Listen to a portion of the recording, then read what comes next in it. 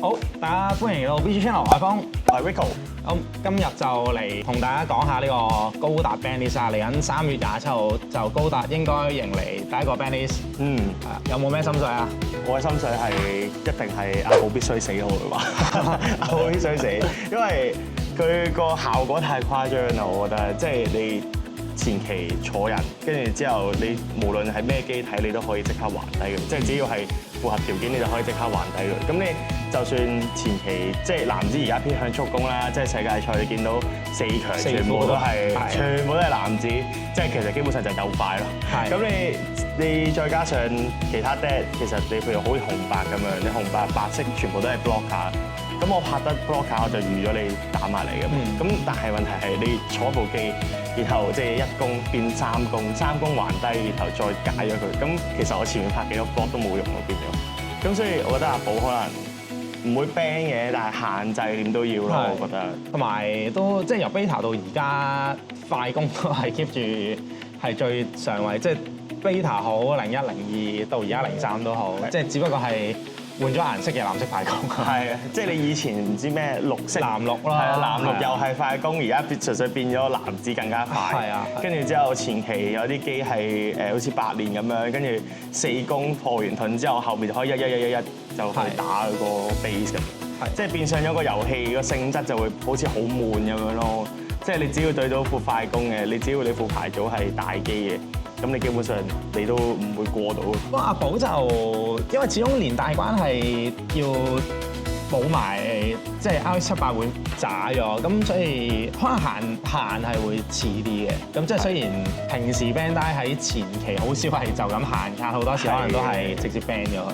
咁但係阿寶又啱啱出嚟 Championship， 我諗應該未必動刀嘅，但係睇下佢係咪真係好想針對呢個快攻環境咯。但係如果佢唔搞嘅話，可能就會搞 base 我覺得。佢個有部呢個 O2Z， 佢部機你拍出嚟生一個42 token， 跟住之後你個墳如果有本身嗰部 base， 你再拍佢就生一個1。變咗2個1。咁其實變相你鋪咗好多棚喺度咯。係啊，你拍咗部 base， 你起碼多2棚，跟住之後我前期只要我有嗰啲大怪，咁我解咗個盾，然後我就可以慢慢打頭。係，咁仲要 base 係本身係唔蝕卡㗎嘛。係啊，即係我嗌 token 嘅話，就算嗌2個1出嚟都好，2個1，我死咗我唔會蝕啲咩俾你。係啊。咁即係佢3 cost 佢嗌出嚟嘅話，咁其實我都唔係蝕好多嘢俾你咯。因為佢攞翻個血就賺翻張手牌。佢有2個打點，其實就本身因為快攻 dead，即係高達好偏向。即係個遊戲設計就係即係幾多攻都會打得入㗎嘛，即係除咗個 base。咁所以1攻嘅機係本身好 favor 呢隻嘅，個 base 我都覺得似係會喐嘅，即係一嚟佢又係只不過係 C 卡啦，係啊，咁又冇乜特別你有代替品啊嘛，係咁啊呢個 base 我都覺得似有啲機會要動刀嘅。其後就可能我覺得紫色即係有藍紫啊嘛，你紫色可能某程度都會掂少少嘅，我覺得有機會，可能太到巴巴斯係啊，咁你呢啲前期都03嘅新貴啊，係啊，即係03而家好多卡都好似感覺上冇乜用，但係就係俾佢搶咗個風頭。係，即係佢一個登場丟一，然後再坐個人3個月坐低，又可以丟一，即係我簡單嚟講，我做到嘅話，我拎到嘅話，我就可以解部機，然後再打其他嘢。係，即係而家可能砌唔到紅子啊，但係之後即係其實呢啲佢可以任派到直機，咁你就已經可以 activate 翻啲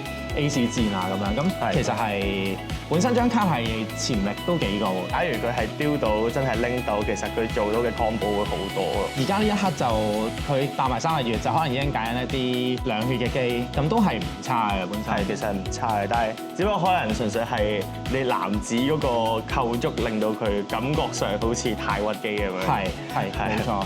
但係其實睇翻單體，其實佢又唔係話特別強勢，即係當然你要拎到你就會有嗰個效果啦。但係你做唔到嘅時候，其實佢又唔係特別勁咯。另外我自己會預測啦，即係可能G cost 係限咯，或者我應該就唔會 ban 嘅，我相信係啦。但係因為你登場你丟3度，其實都係一個幾誇張嘅效果，同埋佢本身係帶壓制喺度。但係佢就本身偏都大分少少咯，即係現環境可能偏快攻嘅話，佢係難用啲嘅。但係未必做到咯。但係即係我唔肯定 Bandai 會唔會做嗰個動作就係可能係 ban 完某啲卡之後，佢覺得某啲 deck 勁，然之後就唔 ban 或者限埋嗰啲卡。係有機會。即係雖然 ban 卡本身係少做呢啲嘅，咁但係其他卡 game 好多時可能佢哋本身都記得某個主流 deck 佢可能限制完或者 nerf 完之後。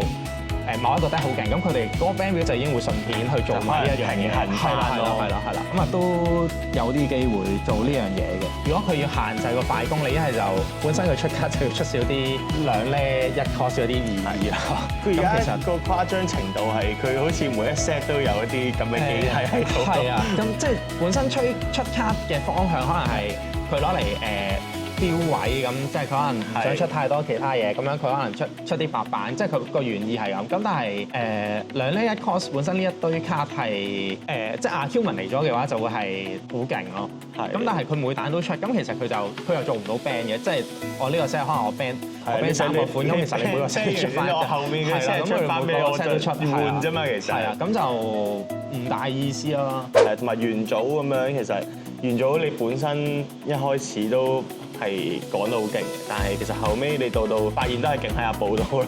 係元祖勁嘅位，可能係即係嗰啲兩攻嘅機，可以你本身元祖錯嗰個人就已經係啦。咁可能3攻你可能向上換，或者係直接可能解咗 EX base 之類啦。即係假設呢個快攻佢唔限制，咁佢之後出卡嘅方向可能係，即係我覺得高達其實本身佢嘅發展都係你偏向最後個 deck 咧，其實係人物 deck 嚟嘅，即係你。變咗係機拉 deck 咯，因為你可能落8個機拉，咁你就所有機都可以拎咁樣。係啊，即係咁，但係即係要可能之後個演化係咁樣，但係你都要出翻一啲細機拎，咁佢先至可能有機會解到啲面咯。如果唔係，即係就算拎都好啦，都係一步加一步嘅啫。咁佢係出嗰啲2 lane 1 cost 嘅，咁可能我 turn 3我擺3隻，咁你解你出唔出？我後尾都係就算揀翻一隻，即係就算你有個阿寶，你可能坐埋落部機都係可能揀緊一隻。咁都係手上冇乜始終冇戰嗰啲，你又解唔到。應對唔到啲直機嘅手段就尷尬啲咯。面都係 keep 住喺度。係就睇下佢呢個 ban 表會點樣應對啦。大家見嚟見去都係見到呢個環境下，即係見嚟見其實都係嗰一紮。即係 beta 到而家都係玩緊啲藍色快攻咁，大家都應該係知道死啲咩要死㗎啦。係啊，其實見到佢 keep 住出啲卡係想影響下快攻嘅，即係可能佢有諗過平衡嘅，真係啦，即係可能之前DB 啊，或者係新 Freedom 啊，見到佢其實係可能夾你打部機嘅想，咁其實佢係。即係見到係想出啲卡去搞快攻嘅，即係最後可能呢堆卡都係未成功。都有睇得出嘅佢係，但係你話嗰個效果係咪好大？又未至於到好大。睇下佢，即係你好似7蚊 Asia 咁樣 ，Asia 其實你到後期你可以直接揀部細怪嘅機走噶嘛。咁但係其實你到嗰啲位，你可能都未到，你已經俾 min 的沖死咗。係啊，因為即係純 ban 就唔係好解決問題嘅。係啊，即係如果佢卡效果出卡嘅時候做到嘅話，咁就隻 game 就應該可以繼續。好似綠色佢後期有部機係可以好似OP 機得咁樣，8蚊機得嘅。佢領環嗰部機就一定要打嗰部機。係啊。咁我覺得嗰部機其實可能你對於呢啲一攻嘅就會好啲咯。你衝埋嚟，我都係食你一度，但我部機可能講緊係4攻，即係其實變相一個 base 咯。咁佢搭埋個 base 可能加埋其實有10血咁樣咯，叫做。但係就唔好太大分啦，即係OP 嘅機得其實係 so call 其實係4 turn 出嘅。咁你高達嗰啲，如果你到佢同佢8蚊咁樣，即係如果逐張佢就到8咧先出得，8咧先出，即係其實死咗啦。即係如果8咧出得，其實我以前出 Wing Zero 係一樣。係咯，我 Wing Zero 掃太強仲好啦。即係佢要出到一啲前期嘅卡去應付到面咯，或者大家覺得會 ban 啲咩，可以留言話我哋聽。咁啊，有心水嘅下邊留言。係咯，下條片再見，拜拜。